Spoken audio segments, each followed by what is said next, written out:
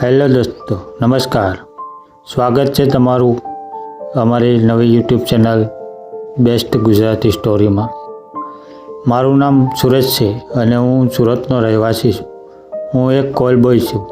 મેં અત્યાર સુધી મારી જેટલી પણ ગ્રાહકને ઠોકી છે, પછી આંટી હોય, ભાભી હોય, નવા લગ્ન થયેલી હોય કે ગરમ છોકરી હોય, મેં એ બધાને તેમની ચરમસીમા સુધી પહોંચાડી છે અને તેમને સંતુષ્ટ કર્યું છે. આ મારી પહેલી સ્ટોરી છે. હવે હું સ્ટોરી પર આવું છું. મારો પોપટ 7 ઇંચનો છે. આ સ્ટોરી ત્યારની છે જ્યારે હું કોલ બોય બન્યો પછી પહેલીવાર એક છોકરીને ઠોકવા માટે ગયો હતો. મને એક છોકરીનો કોલ આવ્યો. એણે મને કહ્યું, એડ્રેસ આપ્યું અને પૂછ્યું કે ક્યારે આવવાનું છે. તો એણે કહ્યું, હું કોલ કરીશ, ક્યારે આવવાનું છે એ ઓકે. અને પછી ફોન કટ થઈ ગયો. 3 દિવસ પછી એનો કોલ આવ્યો અને એણે મને તેના ઘરે આવવાનું કહ્યું.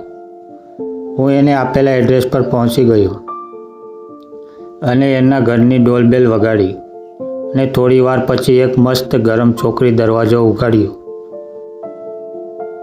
અને તેમનું નામ હતું કલ્પના. તેને કહ્યું, હા, અને હું સુરેશ. મેં કહ્યું, હા. એણે મને સ્માઇલ દેતા કહ્યું, જાનુ અંદર આવી જા. ત્યારે એને બ્લેક કલરનું ગાઉન ગોઠણના ઉપર સુધી પહેર્યું હતું અને તે એ ગાઉનમાં મસ્ત માલ લાગતો હતો. હું કહી નથી શકતો. હું અંદર ગયો અને એને મને બાહોમાં લઈ લીધો અને મને પાગલની જેમ કિસ કરવા લાગી. મેં કહ્યું, ઘરમાં કોઈ નથી કે? તો એ બોલી, મારો પતિ ટૂર પર છે અને એ 4 દિવસ પછી પાછા આવશે. તારે 4 દિવસ અહીંયા રહેવું પડશે.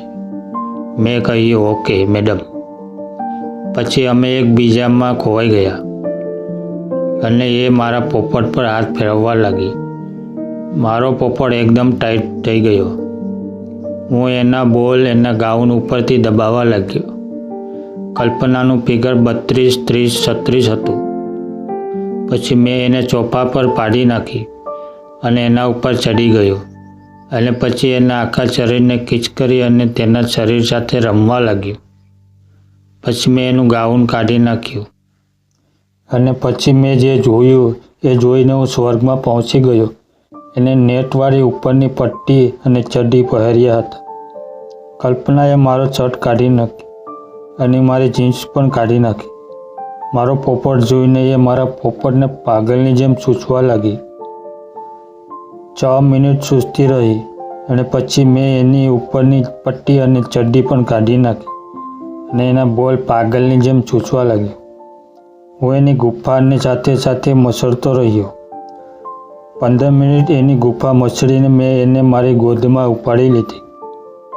પછી હું એને એના બેડરૂમમાં લઈ ગયો અને એને ચૂડાવી નાખી અને અમે બંને જણ 69 પોઝિશનમાં આવી ગયા અને મારો પોપટ ચૂસવા લાગી.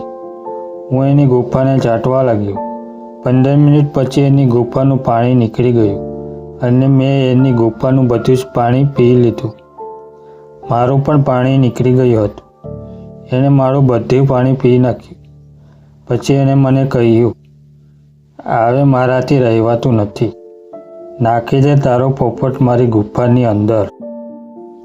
મેં કહ્યું, ઠીક છે મેડમ, નાખી દઉં છું. મેં મારો પોપટ એની ગુફા પર સેટ કર્યો અને ધક્કો મારવા લાગ્યો. પોપટ ધીરે ધીરે અંદર ઘૂસતો હતો અને એ ચીસ પાડતી હતી. મેં પૂછ્યું, કલ્પના ડાર્લિંગ, ક્યારે પણ ઠોકવાનું કર્યું નથી કે? તો એ બોલી, મારો હરામી પતિ મને વધારે ઠોકતો નથી. મેં કહ્યું, હું તને દઈશ એ સાચું છું.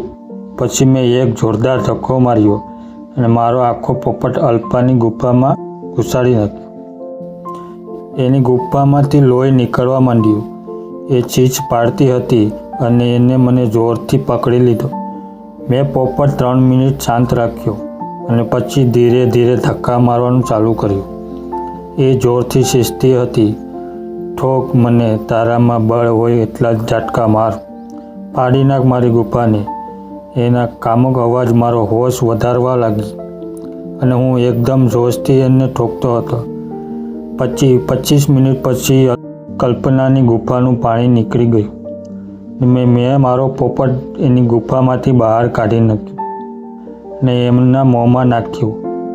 મેં એને મારો પોપટ ચૂસવા કહ્યું. એણે મારો પોપટ હોઠની વચ્ચે દબાવ્યો ને એકદમ મસ્ત થઈને ચૂસવા લાગી. પછી 7 મિનિટમાં મારું પાણી નીકળી ગયું.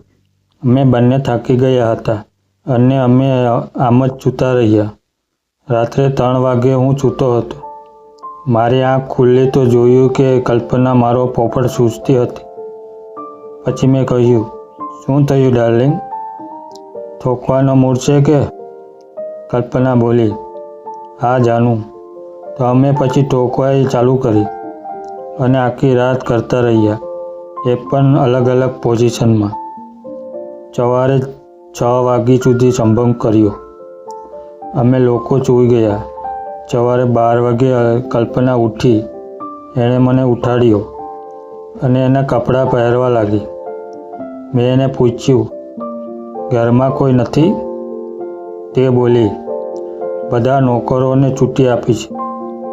ઘરમાં ફક્ત આપણે 2 લોકો છીએ ઠોકવા માટે. મેં કહ્યું, તો કપડાં કેમ પહેરે છે? આગલા 6 દિવસ માટે આપણા બંનેમાંથી કોઈ પણ કપડાં પહેરશે નહીં. એ બોલી, ઠીક છે, અને એક બ્રેકફાસ્ટ બનાવવા ચાલી ગઈ. અમે લોકોએ આગળના 6 દિવસ કપડાં પહેર્યા નહીં અને અમે ખૂબ ઠોકન કામ કર્યું. અને પછી હું જવા લાગ્યો તો કલ્પનાએ મને 40,000 રૂપિયા આપ્યા અને એક જોરદાર કિસ કરી. મિત્રો, આ હતી મારી પહેલી વાર્તા અને તમને કેવી લાગી તે મને કહેજો.